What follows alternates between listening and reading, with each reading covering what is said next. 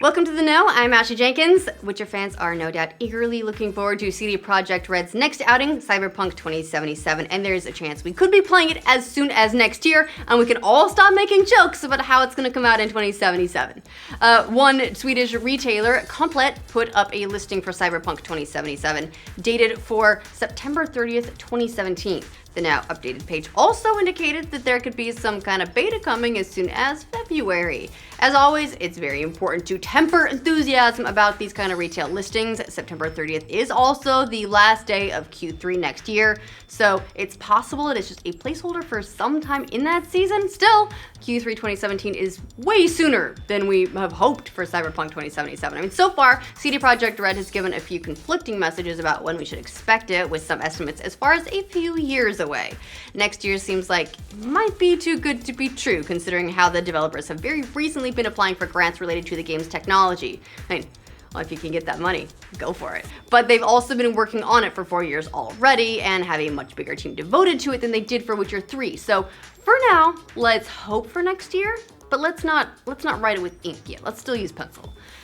We're getting close to Christmas, so naturally, the holiday events are starting to line up for a number of online games, with two big ones firing up today. Destiny's The Dawning event is officially kicked off, bringing back the Sparrow Racing League with additional tracks, brand new gear, including the Year 3 Icebreaker, new activities and quests, and scoring for strikes, so you can compete with your fire team. Not to be left out, Overwatch, which everyone is very excited about, also gets its own Winter Wonderland event this afternoon. It'll be live by the time you watch this video, but data miners have gifted us with a bit of knowledge about what to expect. Winter-themed updates for some of the game's maps, plus skins and victory poses. There's also going to be a Winter Brawl added to the game, bringing some type of new game mode a la Lucio Ball or the Halloween co-op Horde mode. So if you're a fan of either of those games, you can start getting your holiday fix now.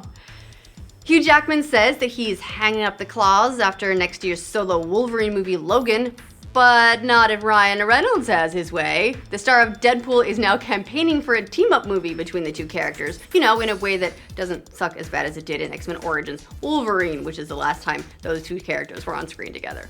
Reynolds told Entertainment Weekly in a recent interview, "I want Deadpool and Wolverine in a movie together. What we're gonna have to do is convince Hugh. If anything, I'm going to need to do what I can to get my internet friends back on board to help rally another cause down the line." We'd laugh off the idea of the internet actually making something like this happen. Just don't use an online petition, except for the fact that it's how Deadpool got greenlit in the first place. It is a little bit hard to imagine Hugh Jackman changing his mind about stepping away from the characters that he's been playing for the last 17 years.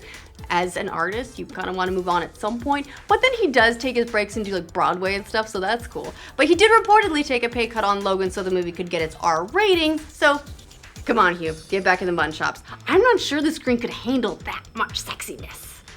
You're thinking it too, don't deny it. If you've been hankering for more to play on your Oculus Rift, now you've got access to all your Xbox One library and then some.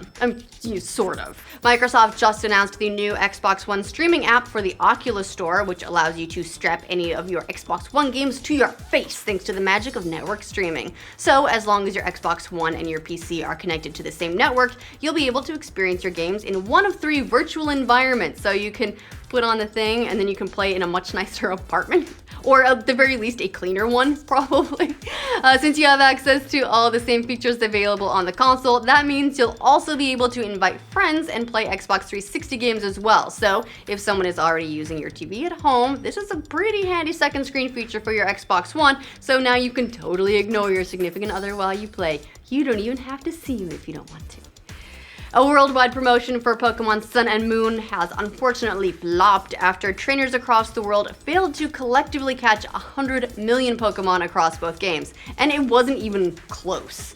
The game's English blog post said the goal was just missed, which is a very kind thing to say, but a Japanese announcement stated that trainers around the world only caught 16.5 million. That's not just missing. Not even close. What's the issue, man? Is Pokemon just not as popular as we thought? Oh no! Or are trainers these days just kind of lazy? Well, it's probably the latter, considering that a Sun and Moon trailer was one of the most popular of 2016, and the game's been selling like hotcakes. Also, it might have been the fact that no one knew it was going on. There's not like there was a notification in the game. Also, they awarded everyone 100 festival coins for not participating anyway, so It's not like we were even taught a lesson. So get out there and catch your Pokemon, you lazy kids. Yeah, it's fine. It's too late. Just enjoy the game. Apparently, even single-player games need an internet connection now. First it was Super Mario Run, now another upcoming game, For Honor, will be required to be always online, even with the campaign. A community rep for Ubisoft said that some elements of progression, which is hosted online, are shared across story and multiplayer modes. Players will need to be connected to the internet at all times to play For Honor. Following that comment, GameSpot got confirmation that this is indeed the case, which is especially strange because the game's creative director recently said the opposite in another GameSpot interview. Up until recently, the Steam and Uplay listings for the game also mentioned offline play as well. This isn't the first time that Ubisoft has walked back a couple of promises they've made about For Honor either. They confirmed back in October that they had cut the promised split-screen co-op play feature from the game as well, and they were supposed to be one of the last heroes.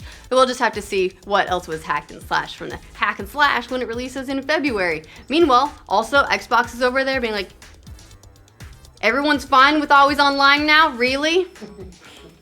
Apparently, shows about British dudes driving cars are really popular. While it's still early in the first season of The Grand Tour, the spiritual successor to the beloved BBC Top Gear series, the British Auto series is already breaking records of another kind for illegal downloads.